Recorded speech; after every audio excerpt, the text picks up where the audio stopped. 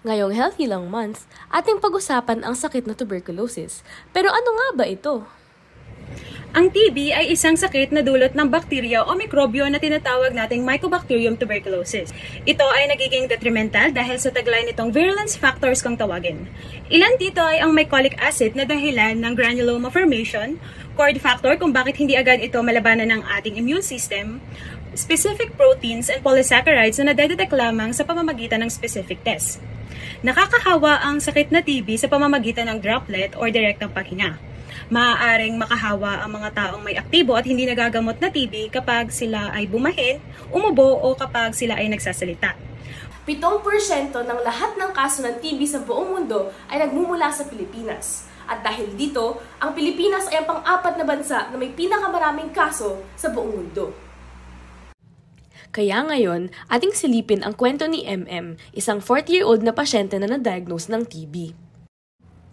Kayo po ba ay naninigarilyo? Opo, Dok. Nakakaubos po ako ng kalahating pack na sigarilyo. Ganun po ba? So may family history po ba ng diabetes or lung cancer or any type of cancer? Wala naman po, Dok. Okay, so may iba po ba kayong sakit na na-diagnose maliban po sa nararamdaman nyo ngayon? Wala naman po, Dok. Pwede ko po bang malaman kung meron po kayo sa bahay o nakakasama na may ganitong sakit din o yung tuberculosis? Oo, yung kuya ko nakapit-bahay ko din. Pero nagamot na siya last year. Gusto ko lang po magpa-check dahil matagal na po itong aking ubo at lagnat. Mag-iisang buwan na. Nawawalan din ako ng gana kumain at mabilis ako mapagod. Kaya sinubukan ko muna mag-self-medicate with Coamoxiclab kaso hindi nawala ang aking mga sintomas. 2 weeks ago, pasulpot-sulpot na ako nilalagnat kaya nagpa-check up na ako sa malapit na klinik sa amin. Doon na din ako niresetahan ng azithromycin at cefixime. Kaso, hindi naman nawala ang aking lagnat at mas lumala lang ang aking ubo. Last week din, napansin ko na ako ay pumapayat. Sir, okay lang po ba na mahawakan po kayo? Kasi ipipiin ko na po kayo eh. Sige po, Dok. Pakitali ko na lang po.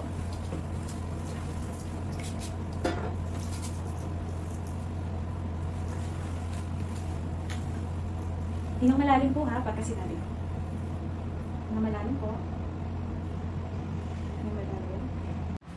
Matapos ang physical exam, nalaman natin na ang ating pasyente ay may low-grade fever, hypertension stage 1, abnormal breath sounds, rales or bronchial breaths, at pamamaga ng cervical lymph nodes. Since tapos na tayo sa physical exam, but physical exam alone kasi ay hindi 100% na madadiagnose kung ano talaga yung sakit nyo. So, mag-order po tayo ng lab test para ma-confirm yung diagnosis natin. Base sa pinakahuling clinical practice guidelines, ang presumptive TB ay nangangailangan lang ng isa sa mga sumusunod na sintomas. Anong mga test ang kailangan para makumpirma ang TB? May 6 na klase tayong diagnostic test na mababanggit. Ang specimens, smears, culture, interferon gamma release assay, molecular tests, at tuberculin skin test. Base sa pang-6 na edisyon ng Clinical Practice Guidelines ng National Tuberculosis Control Program, ang GeneXpert MTB RIF assay ay ang pangunahing diagnostic method na gagamitin sa Pilipinas. Ito ay isang real-time multiplex PCR method na may turnaround time ng 1 araw at mataas na sensitivity at specificity. Ang tuberculin skin test ay isa pang test na kinikilala bilang adjuvant diagnostic method ng TB sa Pilipinas. Nagkakaroon ng reaksyon dito gamit ang purified protein derivative. Ang positibong resulta ay dapat may mas malaki o kasing kahalaga ng 15 mm na induration. Causative agent for TB has thin peptidoglycan layer covered with mycolic acid. Ang cell wall nito ay may high lipid content which is responsible for the bacteria's slow growth, delayed hypersensitivity reaction sa mga tests, and resistance to common antibiotics such as penicillin. Ang acid fastness naman nito ay ang dahilan kung bakit mahaba ang treatment process ng may mga taong may TB. Differential diagnoses to be considered in the patient's case are non-tuberculous mycobacterium, fungal infection, sarcoidosis, or lung cancer.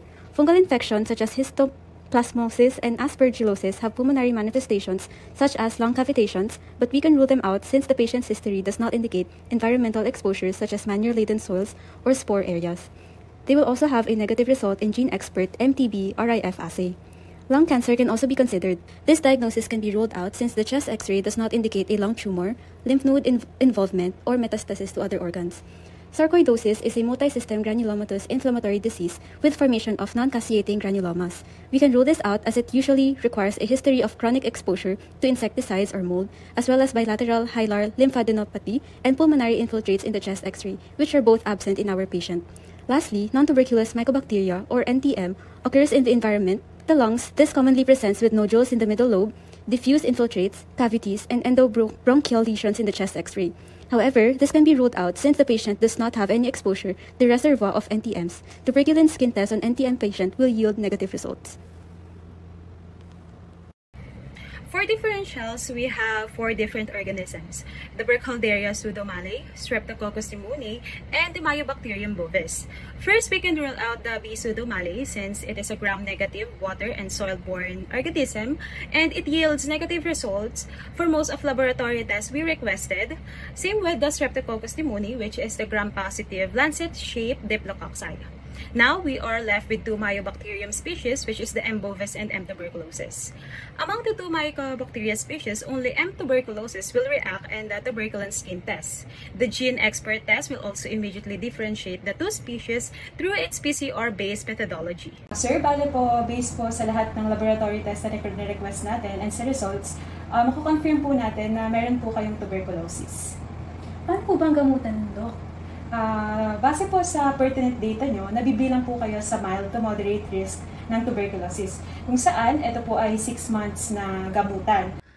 Magagamot ang TB sa pamamagitan ng pinagsama-samang gamot or multi-drug therapy sa loob ng 6 na buwan.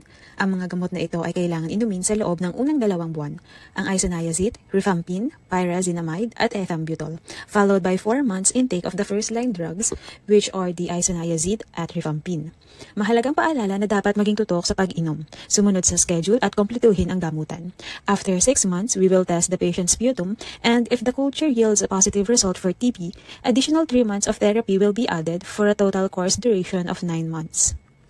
Paano natin maiiwasan at mapipigilan ang paglaganap ng TB? Mahalagang gamutin agad ang mga pasyenteng may TB, pati ang kanilang mga close contact. Bigyan din natin agad ng BCG vaccine ang mga bata. Palakasin natin ang kanilang mga resistensya at ating tangkilikin ang pasteurized milk upang maiwasan ang infeksyon. Kapag nakaramdam ka ng sintomas ng TB, mainam na pumunta ka na sa pinakamalapit na TB Dot Center para sa libreng screening, pagpapatingin at gamot.